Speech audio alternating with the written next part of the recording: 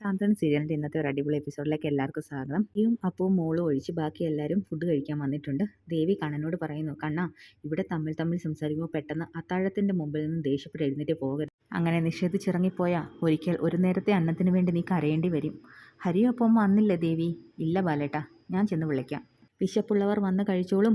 താലപ്പൊലിയെടുത്ത് എഴുന്നള്ളിച്ച് കൊണ്ടുവരാൻ വയ്യാന്നായിരുന്നല്ലോ ഏട്ടത്തി അന്ന് പറഞ്ഞിരുന്നത്. അതൊന്നും അത്ര കാര്യമാക്കണ്ട ശിവ.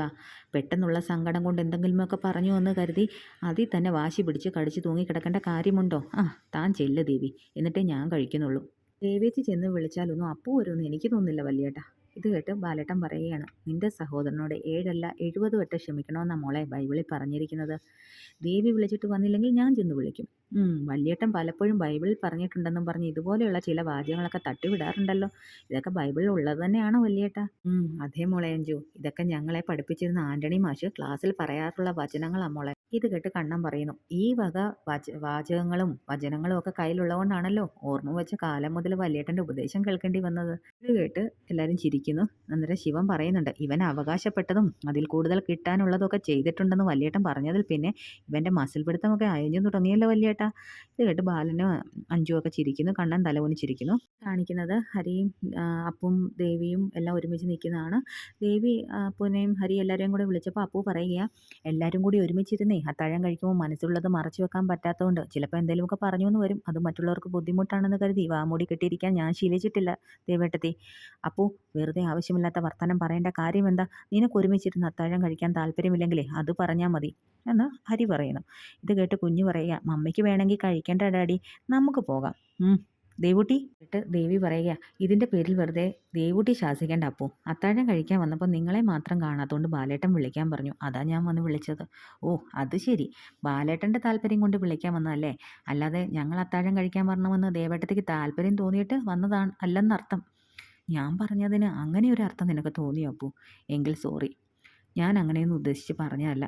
ഉടനെ ബാലൻ അവിടോട്ട് വരുന്നു. എന്താ ദേവി, താൻ വിളിച്ചിട്ട് വരാൻ പറ്റില്ലെന്നോ മറ്റോ പറഞ്ഞോ അപ്പു? ഇത് കേട്ട് ഹരി പറയുന്നു, അങ്ങനെയൊന്നും ഇല്ല ബാലേട്ടാ. ഉടനെ ബാലൻ പറയുകയെ, ഞങ്ങളായിട്ട് എന്തെങ്കിലും പറഞ്ഞതോ പെരുമാറിയതോ നിങ്ങൾക്ക് ബുദ്ധിമുട്ടായിട്ടുണ്ടെങ്കിൽ ക്ഷമിക്കണം. പ്രത്യേകിച്ച് അപ്പുവിന്. ആരെയും വേദനിപ്പിക്കാൻ വേണ്ടി പറഞ്ഞതല്ല ഒന്നും. നിങ്ങളെ ഇവിടെ ഉണ്ടായിട്ട് ഒരുമിച്ച് അത്താഴം കഴിക്കാൻ വരാത്തതിൽ ഒരു വിഷമം തോന്നി. അങ്ങനെ ശീലിച്ചിട്ടില്ലാത്തതുകൊണ്ടാണ്. ദേവൂട്ടിയും കൂട്ടി നിങ്ങൾ രണ്ടുപേരും അത്താഴം കഴിക്കാൻ വാ. ഹരി പറയുന്നു, വരാൻ ബാലേട്ടാന്ന്. അങ്ങനെ വാ ദേവി എന്നും പറഞ്ഞ് ബാലനും ദേവി അത്താഴം കഴിക്കാനായി പോകുന്നു. അവിടെ ചെന്നപ്പോൾ ശിവൻ ചോദിക്കുന്നുണ്ട്, അല്ല വല്യേട്ടൻ ചെന്ന് വിളിച്ചിട്ടോ അപ്പേട്ടത്തി വന്നില്ലേ ഏട്ടത്തി? ഹരിയും കൂട്ടിക്കൊണ്ട് വരും ശിവ, നിങ്ങൾ കഴിക്കാൻ തുടങ്ങിക്കോ, അവർ വന്നോളും. എല്ലാവരും ഫുഡ് കഴിക്കുന്നു. അവിടേക്ക് അപ്പു ഹരിയും മോളും വരുന്നുണ്ട്. അപ്പു ദേവിയുടെ പുറകെ വന്ന് നിൽക്കുന്നു. അപ്പു നീയും കൈ കഴുകിയിരിക്കുക, നമുക്ക് ഒരുമിച്ചിരിക്കാൻ ദേവേട്ടത്തെ. നമ്മുടെ ദേവിക്ക് സന്തോഷമായി. അപ്പോൾ ദേവി പറയുന്നുണ്ട്, അപ്പു ഹരിക്ക് വിളമ്പി കൊടുക്കും മോളെ. ഇത് കേട്ട് അപ്പു വിളമ്പി കൊടുക്കാൻ പോകുന്നു. ഉടനെ ദേവിമോള് പറയുന്നുണ്ട്, എനിക്ക് അമ്മ വാരി തന്നാൽ മതി. ദേവിയും ബാലനും എല്ലാവരും ഒന്ന് ഞെട്ടുന്നു. എന്നിട്ട് അപ്പുവിനെ നോക്കുന്നു. ആഗ്രഹം കേട്ട് ദേവി അപ്പുവിനോട് ചോദിക്കുന്നുണ്ട്, ദേവിമോക്ക് ഞാൻ ഭക്ഷണം കൊടുത്തോട്ടെ അപ്പു? കൊടുത്തോ ദേവേട്ടത്തെ എന്ന്. ഇത് കേട്ട് എല്ലാവരും ഭയങ്കര സന്തോഷത്തോടെ ഇങ്ങനെ ചിരിക്കുക. ദേവി പെട്ടെന്ന് ഫുഡ് എടുത്ത് കുഞ്ഞിന് വാരി കൊടുക്കുന്നു. എന്നിട്ട് ദേവിയുടെ കണ്ണ് നിറഞ്ഞ് ഒഴുകുന്നുമുണ്ട്. ഇതൊക്കെ കേട്ട് നെഞ്ചു പൊട്ടി ബാലൻ പറയുക, മക്കളെ എന്തൊക്കെ പ്രശ്നങ്ങൾ ഉണ്ടായാലും അതൊക്കെ മറക്കണമെങ്കിൽ ഇങ്ങനെ ഒരുമിച്ചിരുന്ന് ഭക്ഷണം കഴിച്ച് പരസ്പരം സംസാരിച്ച് മനസ്സിലെ സങ്കടങ്ങളും പരിഭവങ്ങളും ഒക്കെ പറഞ്ഞു തീർക്കണം. ബാലൻ കണ്ണോട് പറയാം, കണ്ണാ എന്തെങ്കിലുമൊക്കെ പറയടാ. ഞാനിപ്പോൾ പ്രത്യേകിച്ച് എന്ത് പറയാനാ വല്യേട്ടാ, ഇപ്പോൾ എന്തെങ്കിലും പറയാനും പേടിയാ. ഇത് കേട്ട് അഞ്ജു പറയുന്നുണ്ട്, ശിവേട്ടൻ പറഞ്ഞ പോലെ നീ ആദ്യം നിന്റെ മസിൽ പിടുത്തൊക്കെ ഒന്ന് അയച്ചിട്ട് സംസാരിക്കുക, അപ്പോൾ തന്നെ ഇവിടെ എല്ലാവർക്കും ഒരു ആശ്വാസമാകും. ഇത് കേട്ട് ഹരി പറയുന്നു, അല്ലെങ്കിലും ഈ മസിൽ പിടുത്തവും കിരിക്കടം വേഷവും ഒന്നും നിനക്ക് ചേരില്ലടാ കണ്ണാ. ഇതൊന്ന് മാറ്റിയാൽ തന്നെ നിന്റെ പേടിയൊക്കെ താനേ മാറിക്കോളും.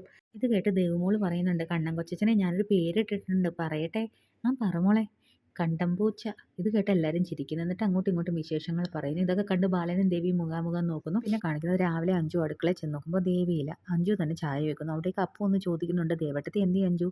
പൂജാമുറി ഇറങ്ങിയില്ലേ? അത് ഞാൻ പോയി നോക്കിയപ്പോൾ പൂജാമുറിയിലില്ല. എനിക്ക് തോന്നുന്നതേ ഇന്നലെ രാത്രി എല്ലാവരും കൂടി പഴയതുപോലെ ഒരുമിച്ചിരുന്ന് അത്താഴം കഴിക്കാൻ കഴിഞ്ഞ എൻ്റെ സന്തോഷത്തിൽ കാലത്തെ ദേവിച്ച് ക്ഷേത്രത്തിൽ പോയിട്ടുണ്ടാവുന്ന. എന്നാൽ പിന്നെ വരുമ്പോഴേക്കും ചായ അങ്ങ് ഇട്ടേക്കാന്ന് വിചാരിച്ചു. ജോ, ഇന്നലെ ദേവൂട്ടിക്ക് അത്താഴം കൊടുത്തോട്ടെ എന്ന് ദേവേട്ടത്തി എന്നോട് അനുവാദം ചോദിച്ചപ്പോൾ ഉള്ളിൽ വല്ലാത്തൊരു വിഷമം തോന്നി. എന്തായാലും നീ അതിന് അനുവദിച്ചത് നന്നായി അപ്പു, ഇല്ലെങ്കിൽ എല്ലാവർക്കും അത് സങ്കടമായേനെ. കഴിഞ്ഞ കുറേ ദിവസങ്ങളായിട്ട് ഈ കുടുംബത്തിൽ ആർക്കും സമാധാനമായി ഒന്ന് ഉറങ്ങാൻ കഴിഞ്ഞിട്ട് പോലും ഇല്ലായിരുന്നു. ഇതിന് എന്തോ ഒരു വിങ്ങലായിരുന്നു അപ്പോൾ, എന്തോ ഒരു ഭാരം കയറ്റി വെച്ച പോലെയായിരുന്നു. ദേവേച്ചി അമ്പലത്തിൽ നിന്ന് വരുമ്പോഴേ നീ ഒന്ന് മനസ്സ് തുറന്ന് സംസാരിക്കപ്പോൾ. അതുപോലെ ദേവേച്ചിയുടെ അടുത്ത് ദേവൂട്ടി വരുന്നത് തടയാനൊന്നും നിൽക്കണ്ട. എന്താ നീ ഇങ്ങനെ എന്നെ നോക്കുന്നേ? നീ കരുതുന്ന പോലെ ദേവൂട്ടി ദേവീച്ചിയെ അമ്മയെന്ന് വിളിച്ച് പിന്നാലെ നടക്കുകയും എല്ലാത്തിലും അമ്മ വേണമെന്ന് ശാഠ്യം പിടിക്കുകയും ചെയ്യുന്നതേ അവളുടെ കുട്ടിത്തം കൊണ്ടടി.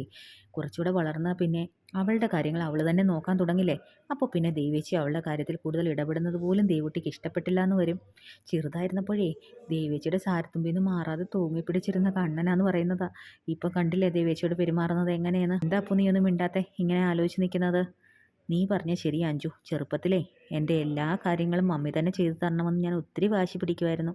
മമ്മി അമ്മുൻ്റെ കാര്യം നോക്കുന്നതോ അവളെ താലോലിക്കുന്നതോ ഒന്നും എനിക്ക് സഹിക്കാൻ കഴിയില്ലായിരുന്നു. പക്ഷേ വലുതായപ്പം അമ്മുവിൻ്റെ എല്ലാ കാര്യങ്ങളും ഞാനാ നോക്കിയിരുന്നത്. കണ്ടില്ലേ പോ, ഇതൊക്കെ നീ കുറച്ചുകൂടെ നേരത്തെ ആലോചിച്ചിരുന്നെങ്കിൽ ദേവേച്ചി ദേവൂട്ടിയോട് സ്വന്തം അമ്മയെ പോലെ പെരുമാറുന്നതിൽ ഒരു ഈഗോയും തോന്നില്ലായിരുന്നല്ലോ. ദേവേട്ടത്തി ക്ഷേത്രത്തിൽ നിന്ന് വരട്ടെ അഞ്ജു. നീ പറഞ്ഞ പോലെ ഞാൻ അങ്ങോട്ട് ഇന്ന് സംസാരിച്ചോളാം. ഒന്നും ആലോചിക്കാതെ എടുത്തു ചാടി കുറ്റപ്പെടുത്തുകയും വേദനിപ്പിക്കുകയും പോലെ ഓരോന്ന് പറയുകയും ഒക്കെ ചെയ്തതിന് ഞാൻ സോറി പറഞ്ഞോളാം. ദേവേച്ചിയോട് മാത്രമല്ല വല്യേട്ടനോട് നീ മാപ്പ് പറയണം. പറഞ്ഞോളാന്ന് ഞാൻ പറഞ്ഞല്ലോടി അഞ്ജു. നീ മാപ്പ് പറഞ്ഞാൽ തന്നെ ഈ കുടുംബത്തിൻ്റെ പാതി മനസമാധാനക്കേട് കുറയും. അല്ല ഹരിയേട്ടൻ ഇതുവരെ എഴുന്നേറ്റില്ലേ? എഴുന്നേറ്റ് കാണും അഞ്ജു. എന്നാലേ നീ ചായ കൊണ്ട് കൊടുക്ക എന്ന് പറഞ്ഞ് ശിവനുള്ള ചായയായിട്ട് അഞ്ജു പോകുന്നു. കാണിക്കുന്ന ശിവൻ പുറത്ത് നിന്ന് നോക്കുമ്പോൾ ന്യൂസ് പേപ്പർ തറയിൽ കിടക്കുന്നു. ശിവൻ ഇങ്ങനെ മനസ്സിൽ വിചാരിക്കുന്നുണ്ട്, വല്യേട്ടത്തെ ഇതുവരെ എഴുന്നേറ്റില്ലേ? സാധാരണ വല്യേട്ടത്തെ ടീപ്പോയി കൊണ്ട് വെക്കുന്ന ആഴുന്നല്ലോ ഈ ന്യൂസ് പേപ്പർ എന്ന് പറഞ്ഞ് ഇങ്ങനെ അഞ്ജു വരുമ്പോൾ അഞ്ജുനോട് ചോദിക്കുന്നുണ്ട്. അഞ്ജു പറയുന്നുണ്ട്, രണ്ടുപേരും അതിരാവിലെ എണീറ്റ് അമ്പലത്തിൽ തൊഴാൻ പോയെന്ന് തോന്നുന്നു. പാൽക്കാലം മണി വന്നപ്പോൾ ഞാനാ പാല് വാങ്ങിയത് ശിവേട്ട. എന്താ അഞ്ജു നീ പറഞ്ഞേ? പാൽക്കാരൻ മണിയോട് പാല് വാങ്ങിയത് നീയാണെന്നോ? അതെ ശിവേട്ട, പാല് വാങ്ങിയതും ചായ ഇട്ടതും ഒക്കെ ഞാൻ തന്നെയാ. എന്നാലും പാൽക്കാരൻ മണി വരുന്നതിന് മുൻപേ അമ്പലത്തിൽ പോകേണ്ട കാര്യം എന്താ? ശിവേട്ടൻ എന്താ ആലോചിക്കുന്നത്? പെട്ടെന്ന് ശിവൻ ചാടി എഴുന്നേറ്റ് ചായ അഞ്ജുവിൻ്റെ കൈ കൊടുക്കുന്നു. എന്താ ശിവേട്ട? അഞ്ജു പുറകിന് പോകുന്നു. ശിവൻ ദേവിയുടെയും ബാലൻ്റെയും മുറി ചെന്ന് നോക്കുന്നു. അവിടെ ടേബിളിൽ ഒരു കത്ത് കാണുന്നു.